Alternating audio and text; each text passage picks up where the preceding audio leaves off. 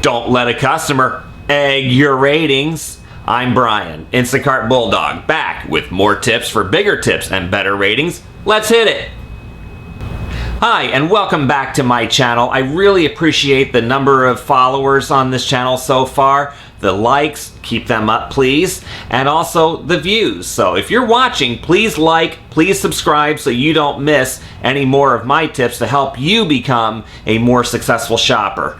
Anyway, I'm in Florida. I'm in the Pensacola market. Been doing Instacart for 15 months now, and in the last several months I've been doing Uber Eats, Shipt, Waiter, and signed up for a few others. I'm on quite a few waiting lists right now.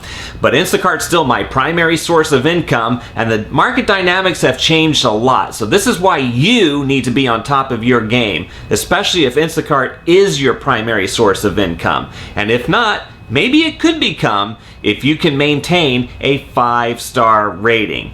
So many of you probably already know that Instacart's rating system is total garbage, and that if Instacart really wanted to fix that, they could do it tonight. But they don't want to, so therefore we have to suffer the consequences.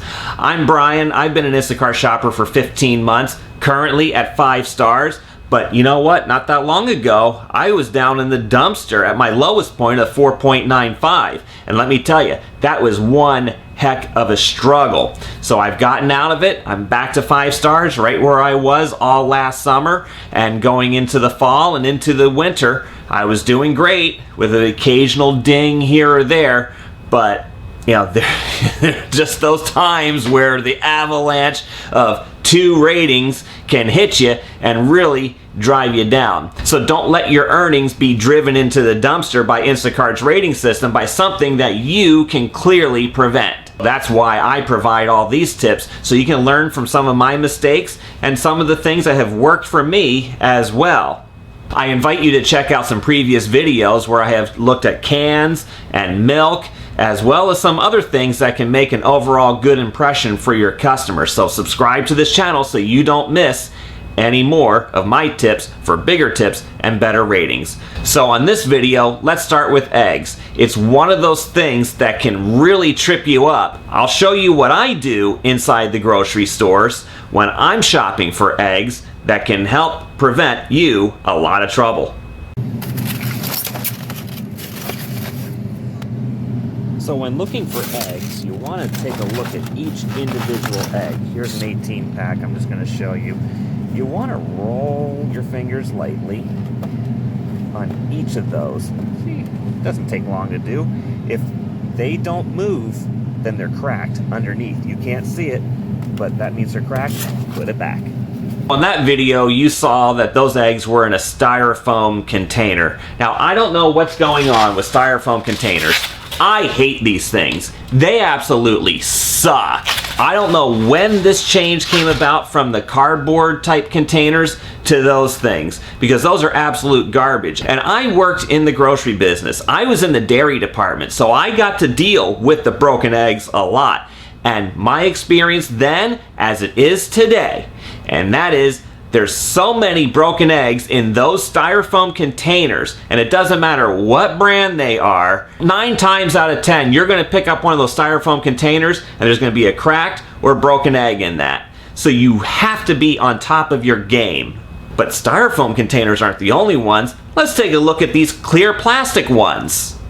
Now, these plastic containers are a royal pain in the butt. Trying to do this one-handed is even more difficult, but let's try it.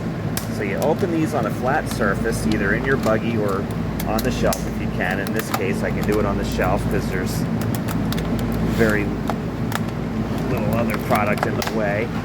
So you open it up. Oh, there we go. And so now you can see your eggs. And again, do the trick with the fingers. Check all your eggs. They're good. And then when you close them up, make sure you push all these points that you had to lift your fingers under. This will also give you a chance to feel if there's anything sticky in here. And on this one, I'm actually feeling something sticky, so I'm going to pass on this package. So if you think you can just pick up those plastic ones and take a look around and, oh, okay, I don't see anything broken in there, I don't see any yolks, anything, no, don't think you can get away with that. I tried that once, and lucky for me, a cashier caught it. She opened up the container. It was actually one of the first times I've ever seen one of those things open up. So I learned how to open those things. That's why if you follow my fingers, you have to kind of go around the edge. It's a pain in the butt with all those little buttons that they have around, but you got to do this. And then you got to close them back up again. That's even harder to do. So the cashier found a broken egg. I couldn't see it. Do you know why? Because the labeling was on the top of the package. And I didn't see that there was a puncture in the top of the package and actually had spilled down one of the eggs and was sitting in the bottom of the container. I did not see it. So thank you to that Publix cashier who saved me from a bad rating, or at the very least, a damaged item report.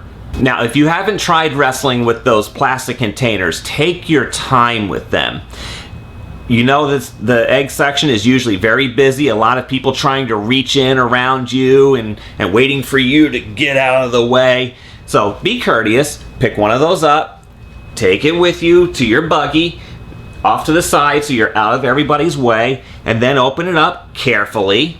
I like to lay it on some sort of a flat surface, whether it be in the seat of the buggy or maybe on top of something down inside, so that you can just kind of rest to give you a little support so you don't spill everything all over the place.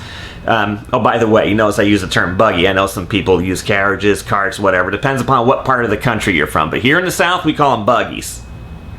That's where I live. That's what I call it. Now, I've got one more tip, and I want to give a shout out to Instacart Dude for this one, because he actually is doing something that supermarket cashiers years ago used to do.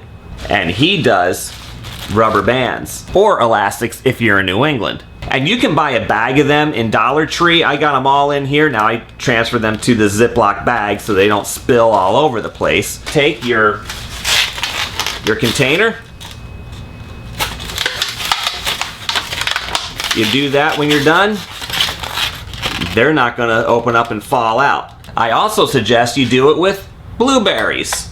Because have you ever had one of these packages open up and spill all over the floor? They make a huge mess. Now, of course, the store employees are going to be the ones doing the cleanup, but darn, it's embarrassing. It shows your customer that you do care about those little things.